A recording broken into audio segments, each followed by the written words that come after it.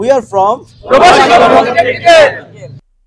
বের হওয়ার রাস্তা থাকে, আর যদি টানার রাস্তা না থাকে তাহলে সেখানে কিন্তু বাতাস ঢুকবে না। আমরা একটা উদাহরণ দিতে পারি, তোমাদের বাসার একটা ফ্ল্যাট বাসা যদি আমরা একটা কল্পনা করি, তো সেখানে দেখা যায় কি যে বাসার সব জানালা দরজা সব বন্ধ। আবার ঠিক দরজার অপোজিটে যদি কোনো একটা জানালা বা বারান্দা বা কোনো কিছু যদি খোলা থাকে বা দরজা খোলা থাকে, দেখবা রুমের ভিতরে কিন্তু হো হো করে বাতাস দেখতেছে। তার কারণ কি? তার মূল কারণ হলো বাতাস জায়গা দখল করে। কথা কি ক্লিয়ার?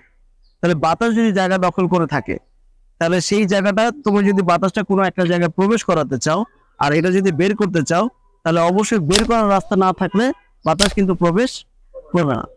তাহলে এখানে কিন্তু একই সিস্টেম, এখান দিয়ে বাতাসটা আসবে, এসে যদি আসে তাহলে সে জায়গাটা দখল করে ফেললো, তাহলে বাতাসটা টানার জায়গা থাকা লাগবে, টানতে হবে।